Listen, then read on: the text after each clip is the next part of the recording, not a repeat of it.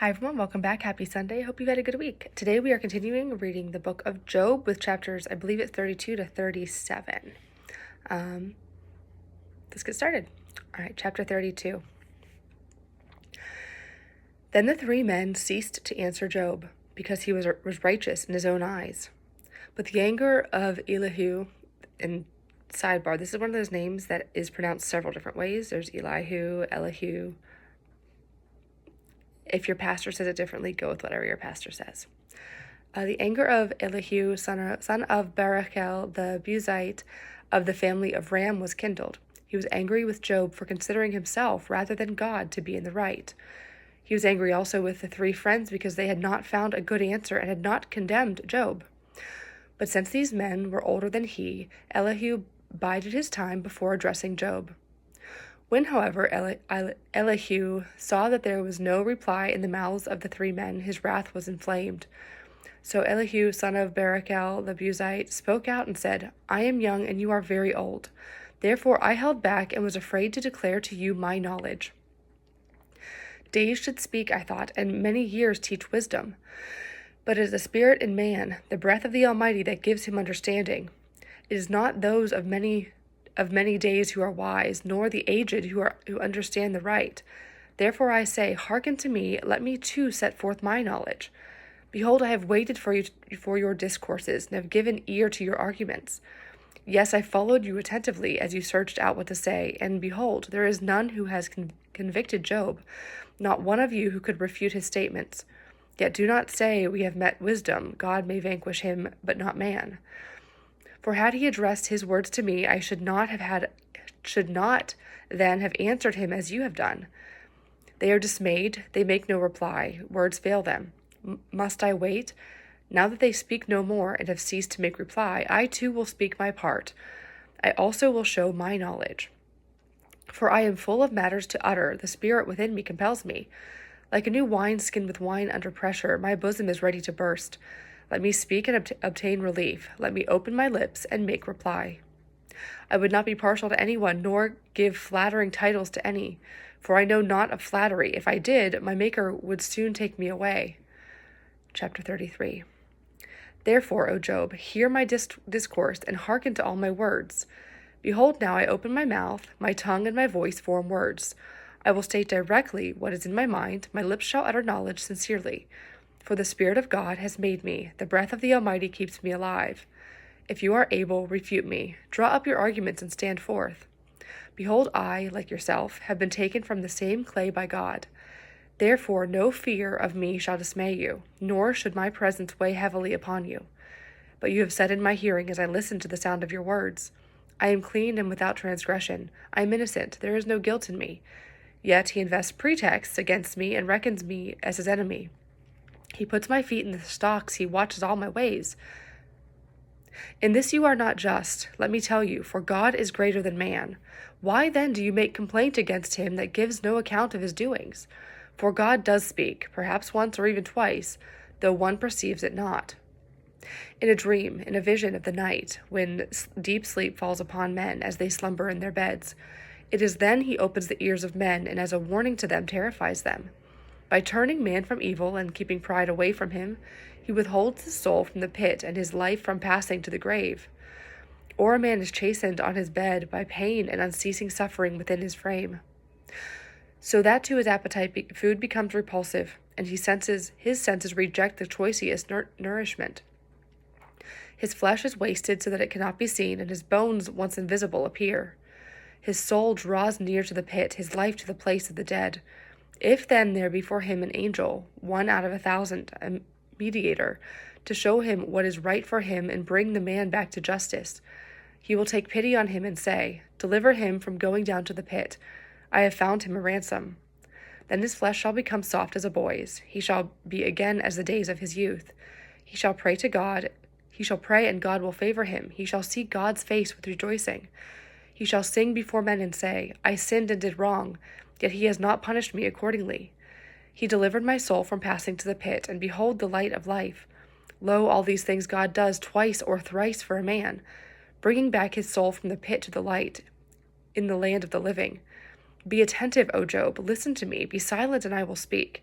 If you have aught to say, then answer me. Speak out. I should like to see you justified. If not, then do you listen to me. Be silent while I teach you wisdom. Chapter 34. Then Elihu continued and said, Hear, O wise men, my discourse, and you that have knowledge, hear me. For the ear tests words, as the taste does food. Let us discern for ourselves what is right. Let us learn between us what is good. For Job has said, I am innocent, but God has taken what is my due. Notwithstanding my right, I am set at naught. In my wound the arrow rankles, sinless though I am. What man is like Job? He drinks in blasphemies like water, keeps company with evildoers, and goes along with wicked men. When he says it profits a man not that he is pleasing to God, therefore men of understanding, hearken to me. Far be it from God to do wickedness, far from the Almighty to do wrong. Rather, he requites men for their conduct, and brings home to a man his way of life. Surely God cannot act wickedly. The Almighty cannot violate justice. Who gave him government over the earth? Or who else set all the land in its place? If he were to take back his spirit to himself, withdraw to himself his breath, all flesh would perish together, and man would return to the dust. Now do you, O Job, hear this. Hearken to the words I speak. Can an enemy of justice indeed be in control? Or will you condemn the supreme just one? Who says to a king, you are worthless, and to nobles, you are wicked? Who neither favors the person of princes, nor respects the rich more than the poor, for they are all the work of his hands. In a moment they die, even at midnight. He brings on nobles and takes them away, removing the powerful without lifting a hand. For his eyes are upon the ways of man, and he beholds all his steps. There is no darkness so dense that evildoers can hide it, for he forewarns no man of his time to come before God in judgment. Without a trial he breaks the mighty, and sets others in their stead.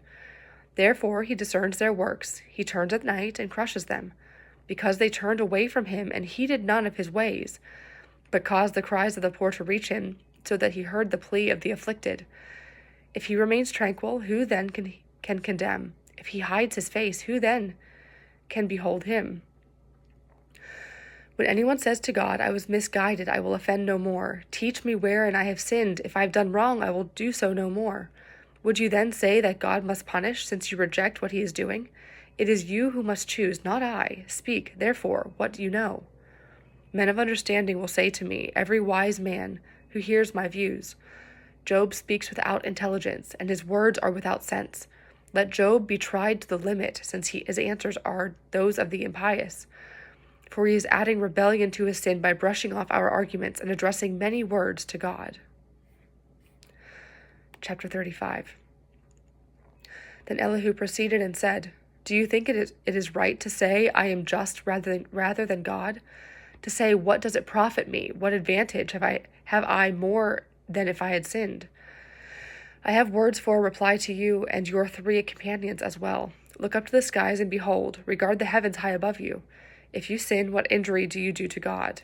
Even if your offenses are many, how do you hurt him? If you are righteous, what do you give him? Or what does he receive from your hand? Your wickedness can affect only a man like yourself, and your justice only a fellow human being. In great oppression, men cry out. They call for help because of the power of the mighty, saying, Where is God my Maker, who has given visions in the night, taught us rather than the beasts of the earth, and made us wise rather than the birds of the heavens? Though thus they cry out, he answers not against the pride of the wicked. But it is idle to say God does not hear, or that the Almighty does not take notice. Even though you say that you see him not, the case is before him. With trembling should you wait upon him. But now that you have done otherwise, God's anger punishes, nor does he show concern that a man will die. Yet Job to no purpose opens his mouth, and without knowledge multiplies words. Chapter 36. Elihu proceeded further and said, Wait yet a little, and I will instruct you, for there are still words to be said on God's behalf. I will bring my knowledge from afar, and to my Maker I will accord the right. For indeed my theme cannot fail me, the one perfect in knowledge I set before you. Behold, God rejects the obstinate in heart.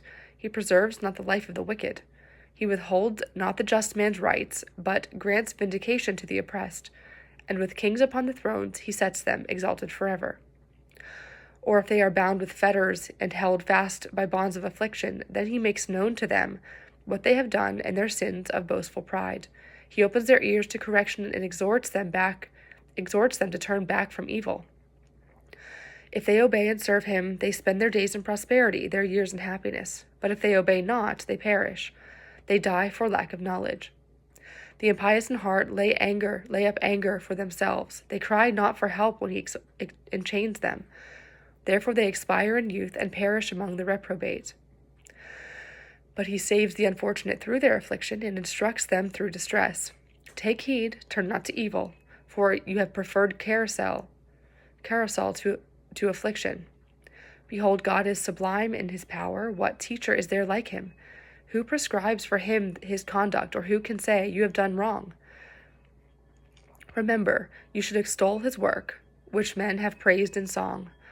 All men contemplate it, man beholds it from afar. Lo, God is great beyond our knowledge. The number of his years is past searching out.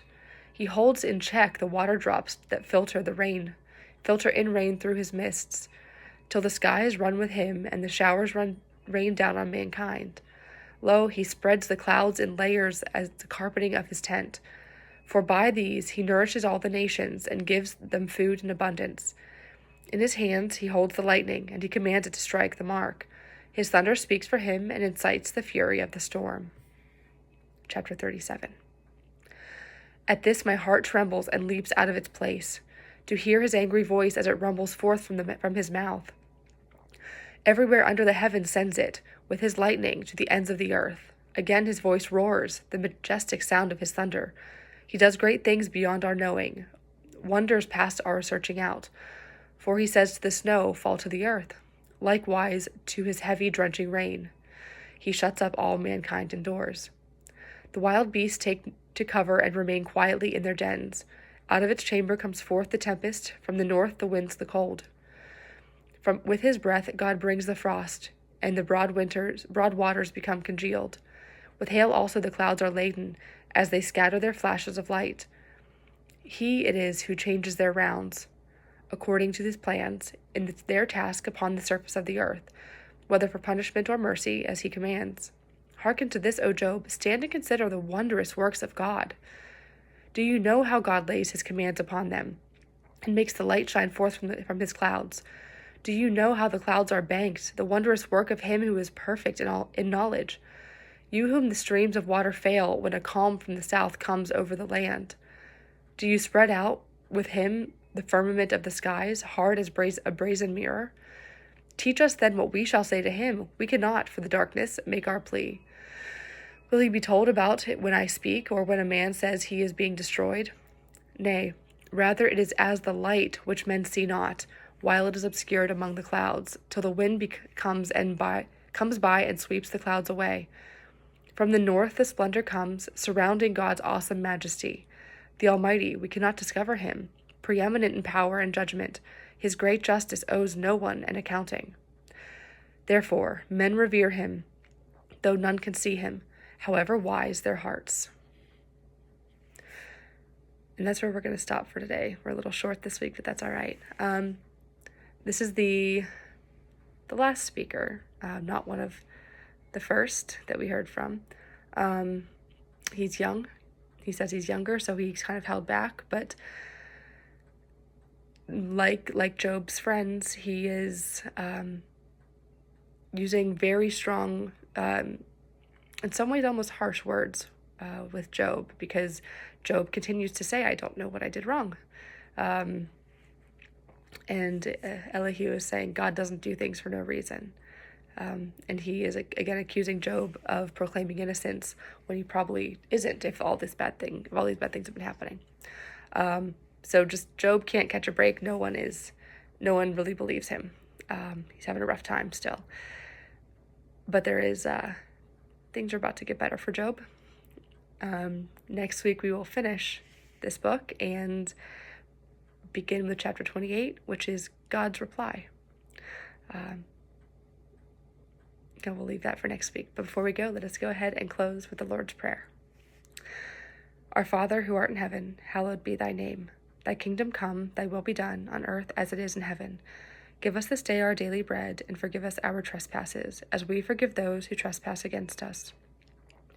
And lead us not into temptation, but deliver us from evil. For thine is the kingdom, the power, and the glory, forever and ever. Amen. Amen. All right. Hope you have a great rest of your week, and I will see you next Sunday. Bye-bye.